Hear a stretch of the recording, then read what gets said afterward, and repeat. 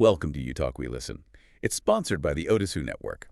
And today, we are going to be diving into two real-life stories shared by a black man who experienced two separate encounters with racism in a single week. Oh. It's a stark reminder that racism can show up in really subtle ways and affect everyday life. Absolutely. And often those subtle encounters are the most difficult to process because it can be hard to even recognize what's happening in the moment. Exactly.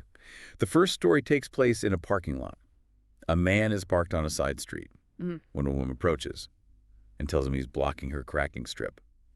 That's the space between the sidewalk and the curb. Interesting. Right away, you can sense the assumption that she has the authority to tell him where to park, even though he's not doing anything wrong. And we have to ask, would she have felt so emboldened if he wasn't a black man? That's a great question. And right. The commentator analyzing this story points out that throughout the entire encounter, the man remains polite and accommodating. He even offers to move his car to a different spot on the street just to de-escalate the situation. That, unfortunately, is a common reaction for people of color in these types of situations. They're often concerned about how their actions will be perceived and worry about escalating the situation. It's this unspoken pressure to be extra careful. The commentator also raises a thought-provoking point about this Karen phenomenon.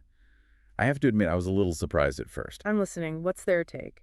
Well, the commentator argues that rather than being genuinely afraid of black men, these women are actually drawn to them and get a sense of power from trying to control them. That's an interesting psychological angle. The implication is that these women are seeking out these interactions to reinforce a sense of social dominance. Right. That's like by policing his behavior. Yeah. Even though he hasn't done anything wrong, she's reaffirming her own perceived authority.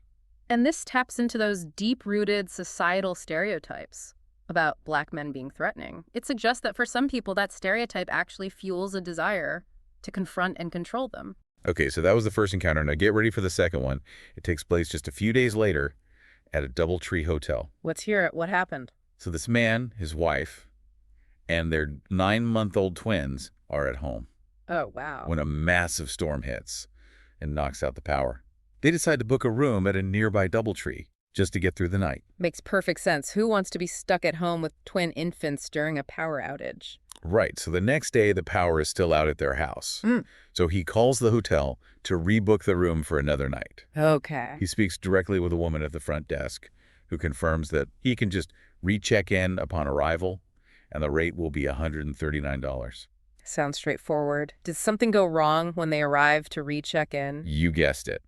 When he gets to the hotel, the front desk staff claim there's no record of his reservation. Those hotel computer systems can be so frustrating sometimes. I'm sure they sorted it out. Well, that's where it gets complicated. He calmly explains the situation and even offers to try and find a different hotel if they were overbooked. But instead of being helpful or understanding, the staff were dismissive and act as if he's making the whole thing up. Now, that's interesting. Would they have been so quick to dismiss his explanation if he wasn't a black man? We can't know for sure. But it definitely makes you wonder if unconscious bias played a role in their reaction. That's what the commentator emphasizes too. It's not just about the initial mistake, but about how the staff handles the situation afterward. It's about how he's being perceived. Is he seen as a valued customer who deserves to be treated with respect? Or is he being viewed through a lens of suspicion simply because of his race? And get this, he even tries to offer solutions, suggesting they call the person he spoke with on the phone earlier. But they don't seem interested in any of that. He's doing everything right, but their response is cold and impersonal. It makes you wonder if his reasonable behavior is being misinterpreted as a sign of weakness. So here's where things really escalate. He asks to speak to a manager. They tell him he can just approach her directly. But he insists on waiting in line to speak to her formally. He wants to ensure the situation is addressed properly and that he's treated with respect. It seems like a reasonable request. You would think so, right? But it's like his insistence on following protocol is somehow interpreted as a challenge to their authority, almost like they feel he's stepping out of line. We're seeing a pattern here. The assumption that he needs to be controlled and kept in his place. Exactly. 20 minutes later, a woman who we assume is the manager finally comes out and, without even acknowledging him, just asks, "What can I do?" Wow, that's just unprofessional. I know, right? So he explains the whole situation again, Yeah. carefully outlining the details of the phone call and the information he was given. But the manager basically tells him that they don't book reservations over the phone. It's like she's not even listening. She's choosing to ignore the fact that Like, he was given incorrect information by a member of her own staff. he points this out, saying, at what point do you guys realize that your coworker said the wrong thing? He's not being aggressive, just trying to get them to acknowledge the mistake. He's simply seeking accountability. But the commentator argues that the situation took a racist turn precisely because his reasonable request for a solution was met with hostility and a lack of accountability. And it just makes you wonder, would they have been so dismissive and unwilling to rectify the situation if he wasn't a black man? It's a question that unfortunately comes up again and again in these types of stories. It's so frustrating. You know, he's doing everything right, being calm, polite, solution-oriented, and yet he's still met with this wall of resistance. It really highlights how systemic bias can operate. It's not always about blatant hostility, but rather this subtle undermining of someone's credibility and experience. Exactly. And the commentator connects these experiences to the broader societal issues, racial profiling and implicit bias. Yeah. They suggest that what this man faced isn't isolated, but rather indicative of a larger pattern of how black men are often treated. It's like society has conditioned us to see certain groups as inherently suspicious or untrustworthy. And those unconscious biases then influence how we interact with them, even in the most mundane situations. It's a heavy realization. These aren't just 2 bad days. They offer a glimpse into a much larger and deeply troubling reality. You know what strikes me is how both of these stories, though very different in context, revolve around this theme of control. In the first story, the woman in the parking lot tries to assert her authority by dictating where he can park. And in the second story, the hotel staff seems threatened by his insistence on following protocol. That's a really interesting observation. It's like they both feel the need to put him in his place, as if his very presence is somehow disruptive to the established order. And that speaks volumes about the power dynamics at play. It suggests that for some people, racism isn't just about prejudice, but also about maintaining a sense of social hierarchy. And the commentator points out that this need to control can manifest in both overt and subtle ways.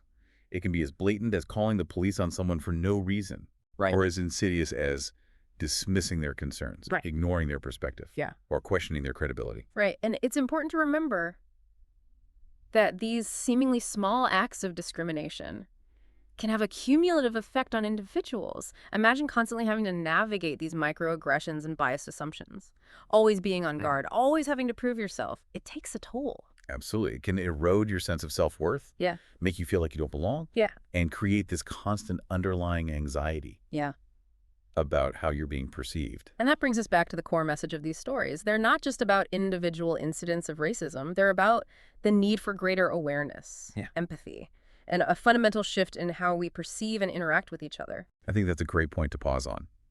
As we wrap up part 2 of our deep dive, it's a lot to unpack. And we've only just scratched the surface. We'll be back with part 3. To explore what we can learn from these stories and how we can all contribute to creating a more just and equitable world. Welcome back to UTalk Listen, sponsored by the OtisWho Network. We're picking up our conversation about 2 recent incidents where a black man encountered racism in everyday situations. It's been a really eye-opening discussion so far. It has. And as we delve into part 3, I think it's important to shift our focus from recognizing the problem to exploring potential solutions. Because awareness is just the first step. It's what we do with that awareness that truly matters. You're absolutely right.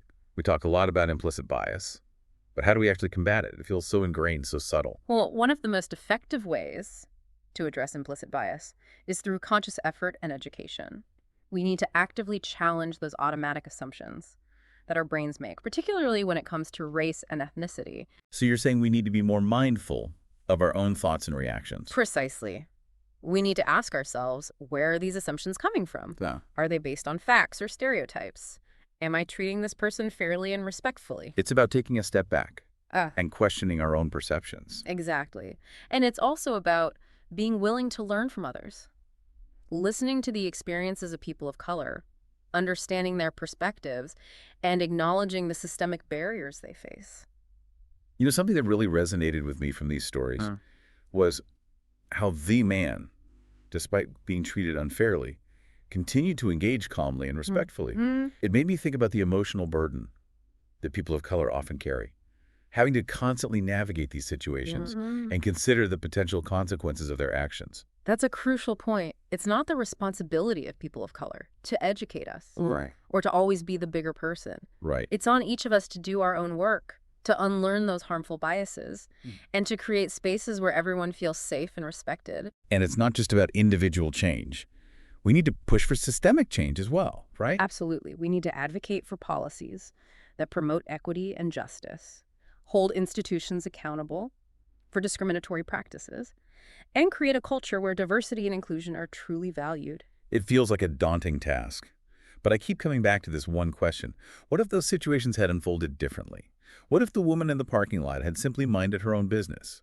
What if the hotel staff had treated him with basic courtesy and respect? It's a powerful question to ponder because it highlights the possibility of a different reality, a reality where people are judged based on their character and actions, not on the color of their skin. It's a reality worth striving for. And I think these stories, as challenging as they are, offer a valuable opportunity for reflection and growth. They remind us that racism is not just a problem out there, but something that exists within each of us. And they challenge us to confront our own biases, to listen with empathy, and to actively work towards dismantling the systems that perpetuate inequality. So as we wrap up this deep dive, I want to leave our listener with this final thought.